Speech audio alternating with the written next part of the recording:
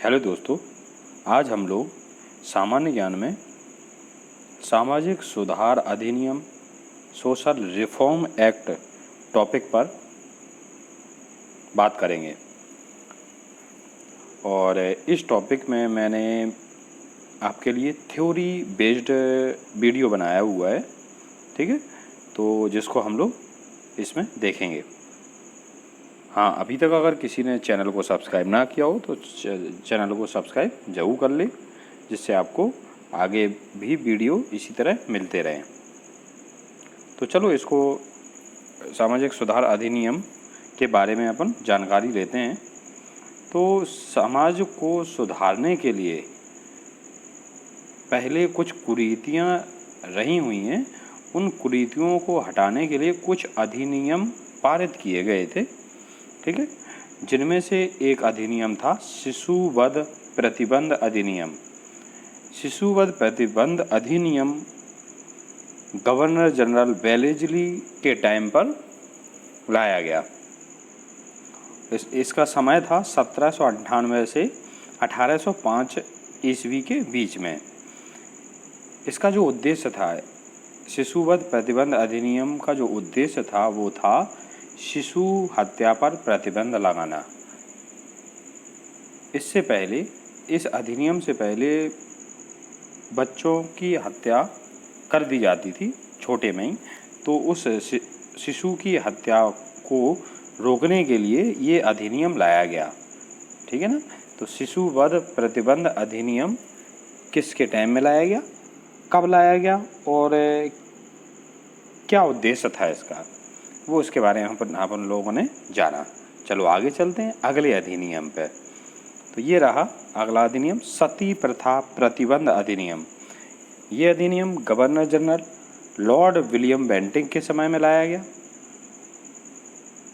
इसका जो समय था वो था 1829 ईस्वी, और इसका जो मेन उद्देश्य था यानी विषय जो था वो था सती प्रथा पर पूर्ण प्रतिबंध।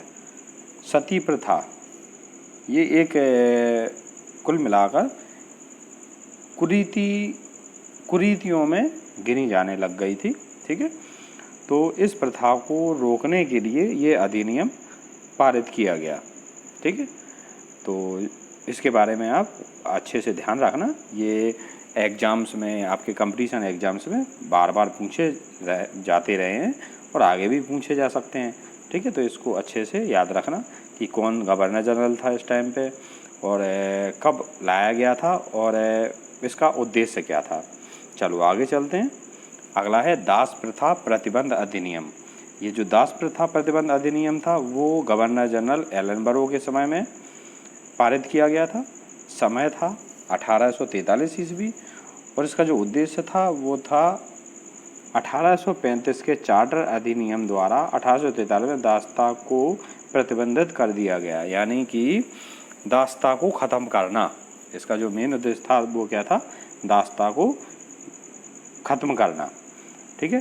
तो दासता मतलब समझ रहे हैं ना, यानी किसी को गुलाम बना लेना अपना।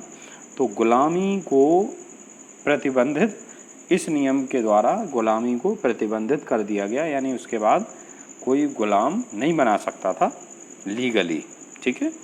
तो चलो आगे देखते हैं अगला प्रतिबंध, अगला अधिनियम हिंदू विधवा पुनर्विवाह अधिनियम। इसमें ये लाया गया था गवर्नर जनरल लॉर्ड कैनिंग के समय पे, और समय था 1856 ईस्वी, ठीक है। इसका उद्देश्य था विधवा विवाह की अनुमति, यानी कि विधवाएं भी विवाह कर सकती हैं। तो ये इसी के लिए लाया गया था कि जो विधवाएं थीं उनका जीवन आसानी से चल सके, तो उसके लिए वो चाहें, अगर चाहती हैं तो वो विवाह कर सकती थीं। उसके लिए इस अधिनियम के द्वारा अनुमति दे दी गई थी, ठीक है। चलो आगे चलते हैं। नेटिव मैरिज एक्ट, ये लाया गया था गवर्नर जनरल नॉर्थ ब्रुक के समय में, और जो टाइम था इसका वो था 1872 ईस्वी। 1872 ईस्वी में पारित किया गया था। इसका जो मेन उद्देश्य था वो था अंतरजातीय विवाह, यानी कि अंतरजातीय विवाह इसके बाद, इस एक्ट के बाद कर सकते थे लोग। चलो आगे देखते हैं। एज ऑफ कंसेंट एक्ट, ये अगला अधिनियम है एज ऑफ कंसेंट एक्ट। ये लाया गया था गवर्नर जनरल लैंसडाउन के समय में और इसका जो टाइम था वो था 1891 ईस्वी।